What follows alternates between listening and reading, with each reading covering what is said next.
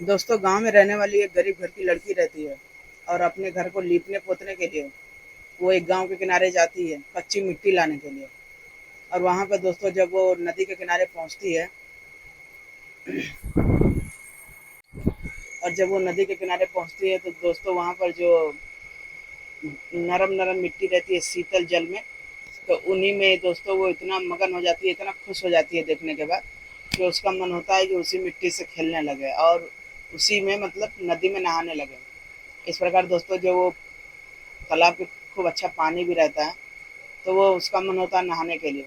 और जब वो नहाने जाती है नदी के किनारे, तो वहीं पर दोस्तों जो उसके जो प्राइवेट पार्ट में कुछ ऐसा चीज घुस जाता है जिसे जानने के बाद जो है वो बेहद चीखने चिल्लाने लगती है बहुत जोर जोर से। और हेल्प हेल्प मतलब सहायता के लिए चिल्लाती है। तो वहीं दोस्तों एक लड़का रहता है और उसका जो है प्राइवेट पार्ट से जो चीज निकालता है वो आप भी जानेंगे ना तो हैरान हो जाएंगे।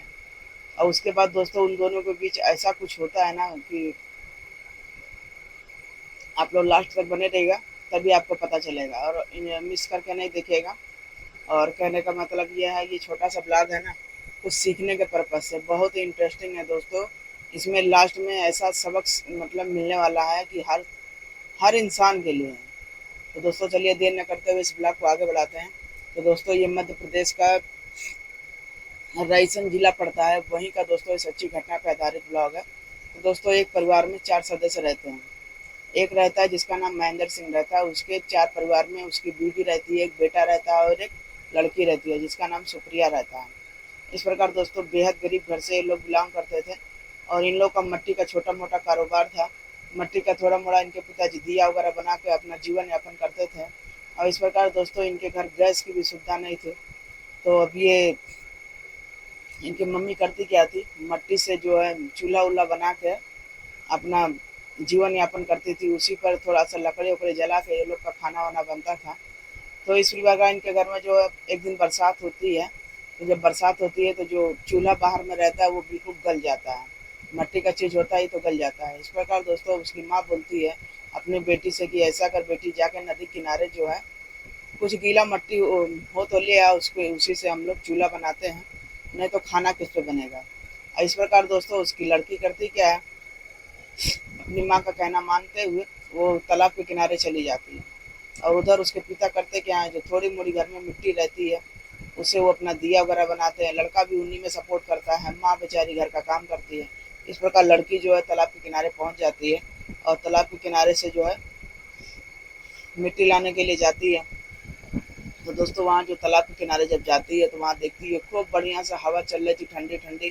तालाब के किनारे तो आप भी जानते हैं खूब बढ़िया हवा लगती है। इस प्रकार दोस्तों वहाँ पर जाती है, वहाँ की छटा वटा देखती है तो बिल्कुल मंत्र मुग्ध हो जाती है, मतलब इतना खुश हो जाती है, उसी में लीन हो जाती है। इस प्रकार दोस्तों वो सोचती है कि बस थोड़ा देर यहीं पर बैठा जाए, यहीं पर थोड़ा सा हवा का आनंद लिया जाए। और उसके बाद दोस्तों वहीं पर तालाब के किनारे वो बैठ जाती है। उसके बाद जो है वहीं जो गीली मिट्टी रहती है कुछ निकाल के एक चूल्हा बनाने के लिए इकट्ठा करती है। तब तक उसके दिमाग में आता है कि चलो अच्छा यहाँ पे ठंडी ठंडी हवा चल रही है, थोड़ा यहीं पर बैठ के थोड़ा हवा लिया जाए और क्या नाम है थोड़ा सा यहीं पर उसको रिलैक्स फील हो रहा था। उसके बाद दोस्तों होता क्या है, उस लड़के के दिमाग में आता है तो चलो यहाँ पर ठंडा ठंडा हवा लग रहा है और उसी का आनंद लेते हैं, उसके बाद चलो इसी पानी से नहाते हैं।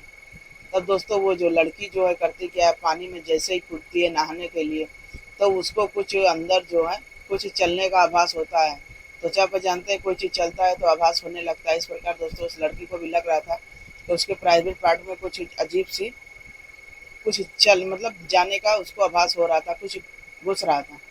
अब इसके बाद दोस्तों उसको जोर जोर से वो चिल्लाने लगती है, क्योंकि जहाँ भी जानते हैं ना जो चीज़ उसके अंदर घुस रहा था वो कुछ और नहीं था, जोंक था, क्योंकि पानी वगैरह में वो सब तो रहता ही। इस प्रकार दोस्तों वो लड़की जोर जोर से चिल्लाने लगती है। जोक ऐसा चीज होता है ना, आप जानते हैं कि वो नमक डालिए तब जाके कहीं मरता है, नहीं तो वो छेद बनाते बनाते अंदर तक वो चला ही जाता था।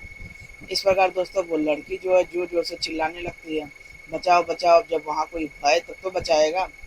फिर दोस्तों इत्तेफाक से एक लड़का उसको वहीं पर बैठ के इसको देख रहा था। फिर लड़का जो है इसके पास दौड़ कर आता है। जब दौड़ कर आता है ये चिल्लाने लगती है, तो उस समय तो उसको भी कुछ समझ में नहीं आ रहा था लड़की को। लड़की का नाम सुप्रिया था, तो सुप्रिया को भी नहीं समझ में आ रहा था। कि अब हम करें तो करें क्या, बस उसको ये लग रही थी कि जान बच जाए तो लाखों पाए।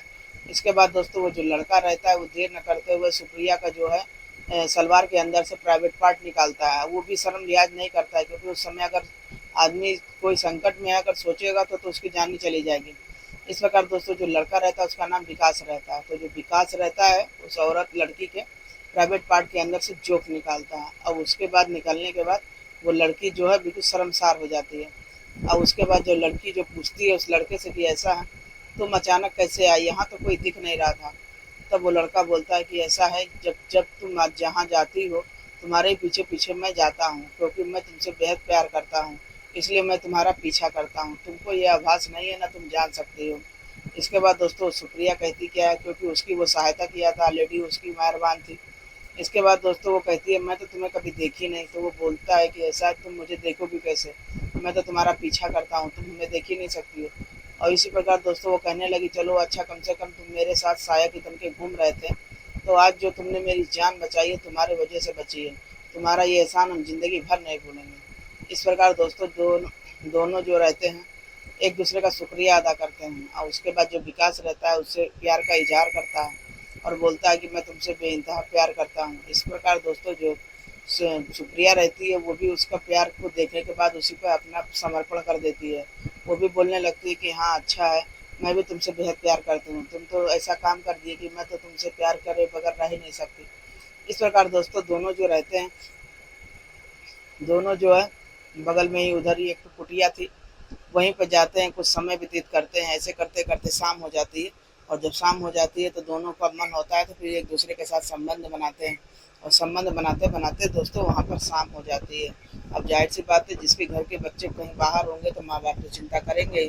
तो यहाँ पर दोस्तों सुप्रिया के घर वाले जो रहते हैं वो चिंता करते हैं कि लड़की कहाँ गई, अभी तक तो आई नहीं। उसकी माँ बोलती है कि मट्टी लेने गई थी तालाब के किनारे और अभी तक आई नहीं। तब उसका जो भाई एक रहता है सुप्रिया का, तो उसका पिता बोलता है कि ऐसा, तुम तालाब किनारे जाओ, देखो वो कहाँ रहेगी, मिट्टी लेने गई है कि क्या करने गई है। तब उसका जो भाई रहता है तालाब किनारे जाता है दोस्तों, और जो सीन देखता है इन दोनों को नग्न अवस्था में, देखने के बाद उसका पैरों तले जमीन खिसक जाता है।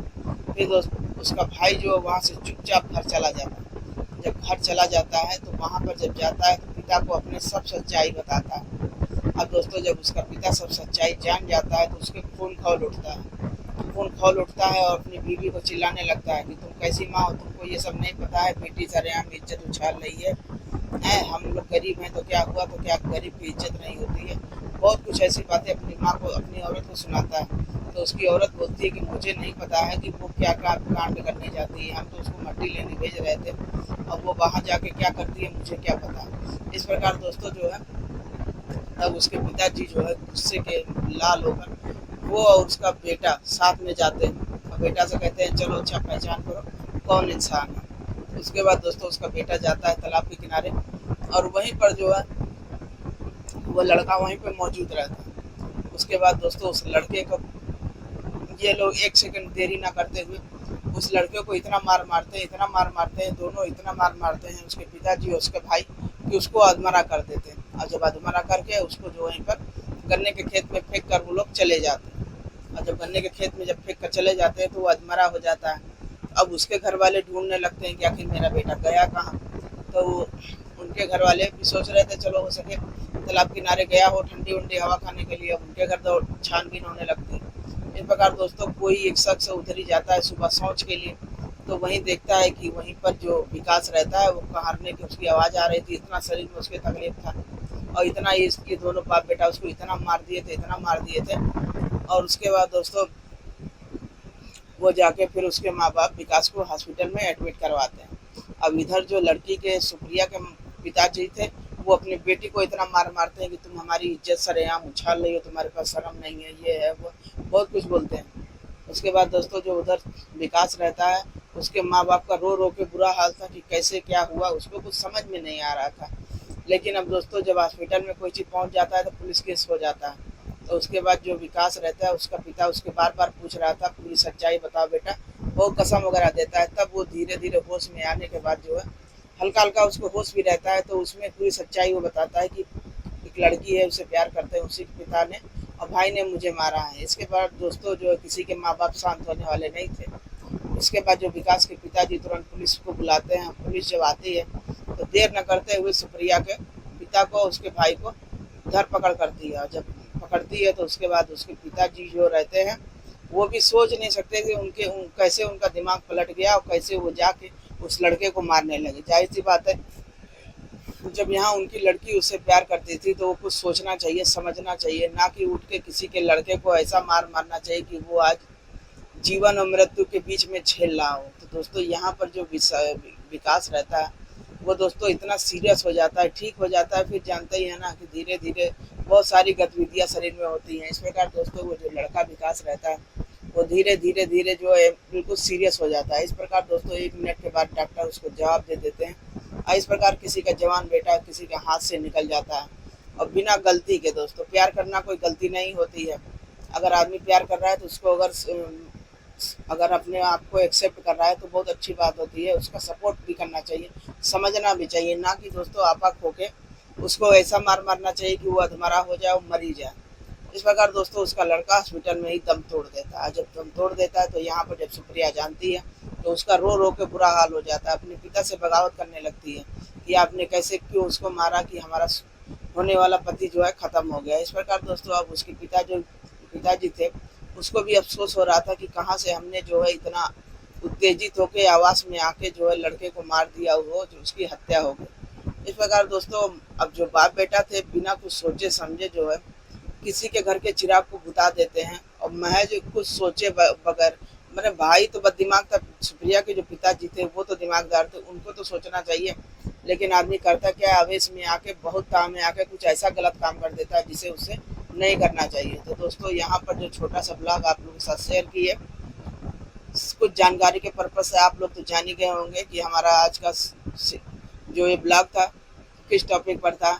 और कहते हैं ना बिना विचारे जो करे सो पाछे पछताए, वही कहानी है दोस्तों कि यहाँ पर उसके पिताजी कुछ सोचते नहीं हैं और इतना बड़ा कांड कर देते हैं कि सोचिए एक लड़के की जान चली जाती है। अरे आदमी मारता है, हल्का फुल्का मारता है जो भी था, लेकिन ऐसा थोड़ा मारता है कि वो मर ही जाए। अब उसके बाद दोस्तों पुलिस देर न करते हुए इसके पिता को और उसके भाई को अलग अलग जो है सजा देते हैं और वो तो सजा फिर चलता ही रहेगा। अब जब कांड हो गया तो हो गया।